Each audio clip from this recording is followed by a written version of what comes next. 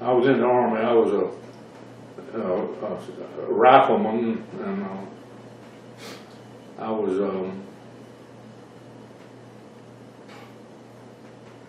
Is that the infantry? infantry. I was in the 68th Infantry Division. Were you in Europe? Mm-hmm. Is that in Europe? Yeah, I was in Germany, Germany. and I was wounded when I was in Germany. That's the reason I don't hear nothing now. A hand grenade that threw it through the window where I was at, and I got a piece of shrapnel right behind my right ear, and I didn't. We had a medic with us there, and he bandaged it up and stopped it from bleeding.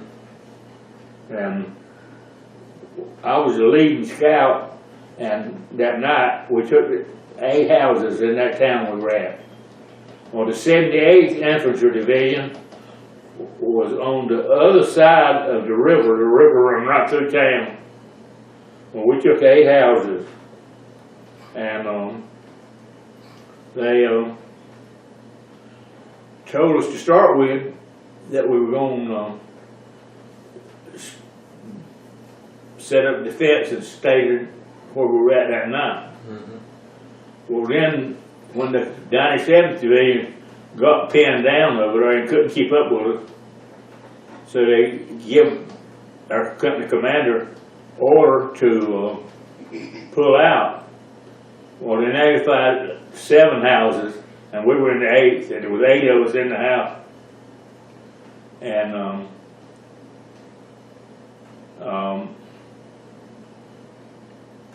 they didn't notify us in the 8th house, and we stayed there all night by ourselves. And the next morning, them Germans was coming across that bridge right from the other side of the river. They looked about like fire ants out there. There was so many of them. And we held them off for a while, and there was 5 of us out of the 8 that were wounded pretty bad. And after about in the middle of the morning, they come and drove a tank right up there in front of the house and pulled that big gun right through us. And we had one sergeant was with us, and he said, "Well, men," said, "we got 2 choices. Either give up and take a chance on being a prisoner, or we die right here in this building." So we decided to pull out. I mean, to surrender. And one of the guys held his pocket handkerchief out to show him we were giving up, and a bullet went right through his hand. And didn't get no bones, just got that flesh. And we went out and we laid our rifles and our helmets down. And we went outside and held our hands up, and the ones of us was able to walk. They carried us out there, and when we got on the ship to go overseas, the Red Cross gave us a donut and a cup of coffee apiece, and the Gideons was there and gave us a New Testament. Well, I had my New Testament in my pocket, and they told us to throw everything we had in our pockets out, so I threw my wallet out, threw the New Testament down right beside it, and a German, one of them out there, he's come down and he looked down there and he saw that New Testament, and he took it up and he opened it and he began to read. I guess he could read English, I don't know, but, and then he looked at it a little bit, and he come there and got my wallet and my New Testament and gave them to me. And I put my Testament in my pocket, and they lined us up out there, the ones who was able to walk, and they carried us back across the bridge, carried our rifles out there, and broke them on top of that rail around the thing and threw them in the water. And they carried us on back maybe 10 miles, the 5 of us that was able to go.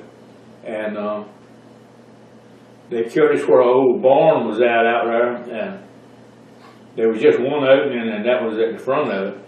Well, in the back of it was wheat straw piled of it about that deep. They put a guard at the front of the door with a burp gun, which was fully automatic. And we stayed there for 5 days. And well, it was the 5th day when we left. And we got up that morning, and the guard was gone. Well, we began to look for him, and we couldn't find him. So we could come out, and the woods was right outside the building we were in. We come out and went down inside there, and going back to where we come from. And we went through the woods to, we come to a road that come across there, and we saw there was GIs on it, and we stopped them. And they told us they were from the 97th Infantry Division. And they took us and carried us back there, but we were a long ways from our division. And I hadn't had the bandage off in my neck at all since they put it on there. But there come a doctor out there from the 97th Division.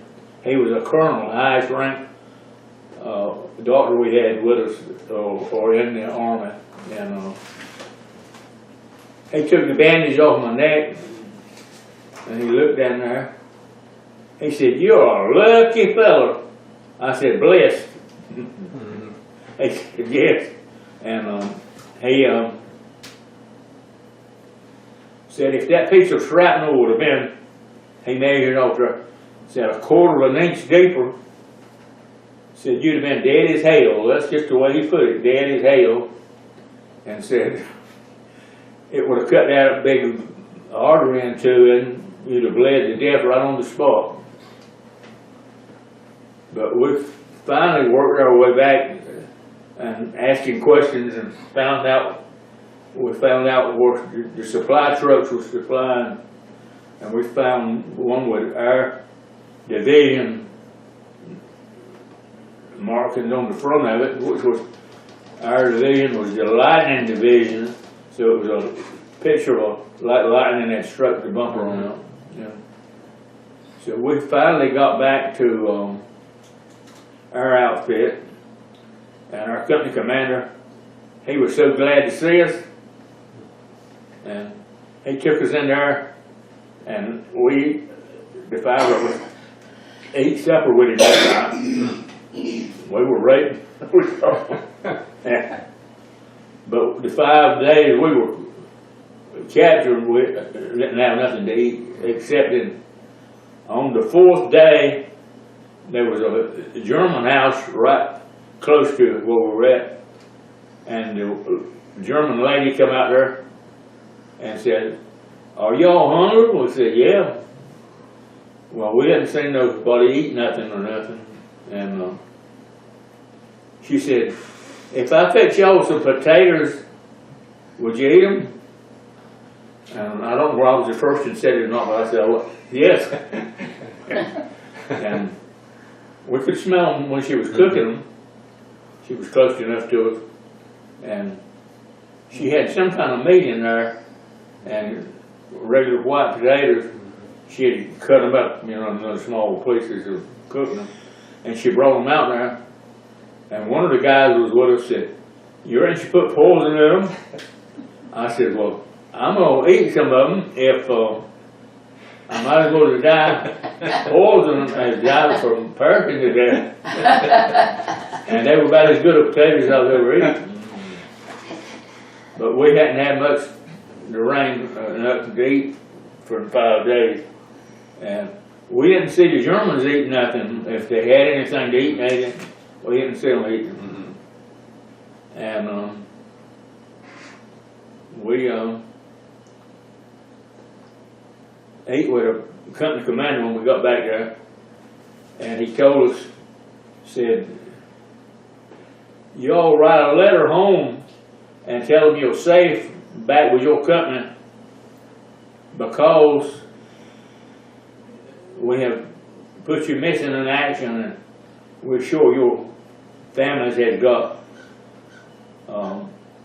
missing in action. And my mama said that the day that it was kind of late in the afternoon, said she was out milking the cow, and said she saw a American Jeep pull in the yard and pull up close to where she was at. And he got out and gave her the telegram, missing in action. And my wife was standing facing with her mom and daddy, and of course, Mama was living out in the country, and the mail wouldn't go by there until about 9:30 or 10 o'clock in the morning. And our company commander told us that you all write a letter home and tell them you're safe. And Mama said, well, James, if you don't even have no funeral when you die, you've had one of it. And the next morning, Mama said she was out there in the yard and doing something, and said, Audrey, when she was at town, she went to the post office the next morning early, and she got the letter that safe.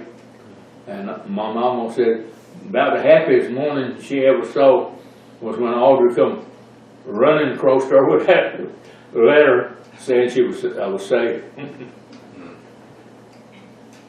Didn't you say you were the last one to come out of that house when they captured you? Daddy, didn't you say you were the last one to come out of the house that day when you gave up and were captured? Huh? Didn't you say you were the last one to throw down your rifle? Well, we all threw our rifles out together in the house, but I was the last one that came out. And he said that he had made up his mind that if they started killing them when they came out, I was the last one that was the worst thing I ever had to do was come out with my hands up. Mm-hmm. Well, that's interesting that the Germans went on and just left that house. I wonder if when they we got back to our outfit, they didn't put us down on our record that we were missing in action, that we were prisoners, because if we did, Germans hadn't give up then. We couldn't have went back into combat no more to fight against the Germans if we had been prisoners and got loose.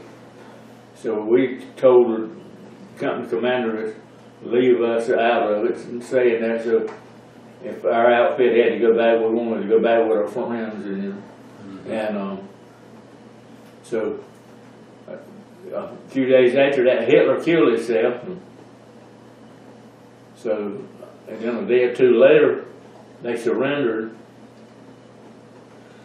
So that was about the story of them. And I stayed. Moved us to Berlin for 17 months, and as occupation force. And we didn't get loose till it come time for us to come back home. And when we left Baltimore, Maryland to go overseas, we were on the trip. It took us 5 days, and it took us 16 days to come back. And some of them said, well, you ever going to ever get back to America? And I said, well, the reason we didn't take us but 5 days, I said, they needed us over here real bad. So that was what we.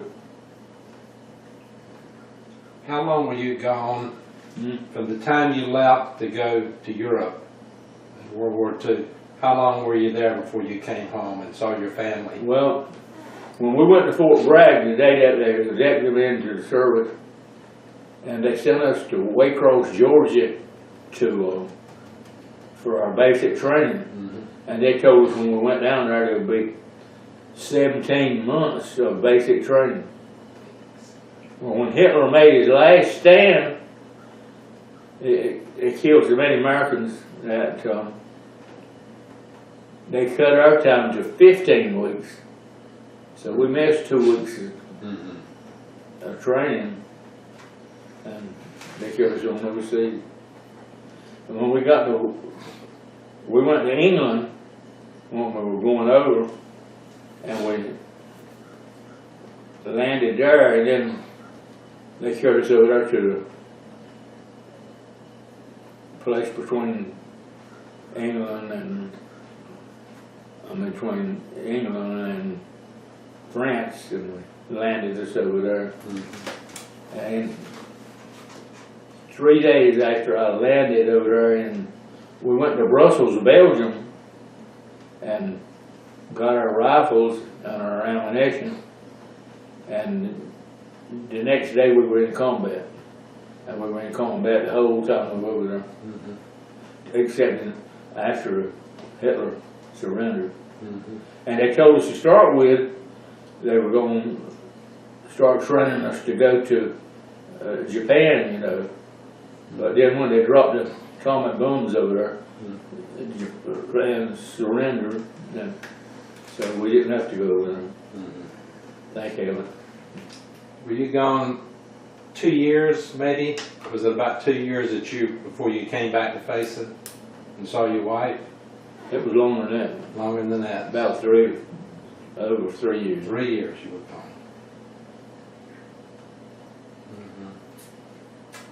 Was all the combat in Germany, or was some of it in Belgium? All the combat, was all your combat in Germany, or enough part of Belgium was being occupied by the Germans? So it was in Germany. Yeah, I was in Berlin, Germany, and I saw where Hitler killed himself, and he had them to burn his body, and I saw where they burned his body. Do you know where that house was? What you ever thought about what the name of the town was where that house that you were in? Well, I was wished that one day when I looked down my rifle barrel, I'd see Hitler. But I didn't ever see him. So if he had, he wouldn't have had to kill himself. You'd be in the movies right now here in America. If you had taken him out, you'd be in the movies. I don't know about that. Like Audie Murphy. Audie Murphy, the movie star that,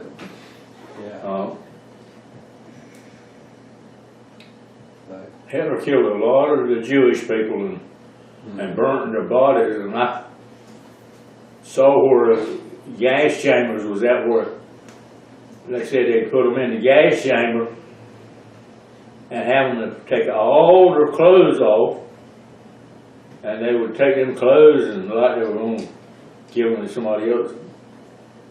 And then they would turn the gas in on and kill them, and then they would carry them out and burn them. On the day you learned the war was over, where were you? I was in Berlin. I wasn't in Berlin then. I was where our division was at, but I don't have no idea where it was at. What did you all do to celebrate? A whole lot, I reckon. I shouldn't have asked that. He said they liberated. Didn't you say you liberated a town? Didn't you say you liberated a town and it was a bunch of Jewish people, or were they Russian people that were in that big factory? I can't remember the names of them. Okay. But we have done the best we can. Best we could. Sounds to me like you did great. Pretty good. He said when Well, they liberated when I those got- people, they would say, when I got up to the- Americanos, Americanos. The first day I went into combat, I come out there and we were going through the woods, and I had my rifle on my shoulder, you know, like this, and the company commander told me, said, "Soldier," said, "you better get that rifle down now, cause you'll liable to need it any time." And we hadn't gone but a little ways in them woods before I needed it. The Germans saw us coming and they began to shoot at us, and our company commander called for a mortar attack, and they began to drop them all around us. But thank heavens I got home. That's did you think about facing when you were there? Oh yeah, I thought about Pine Grove School too.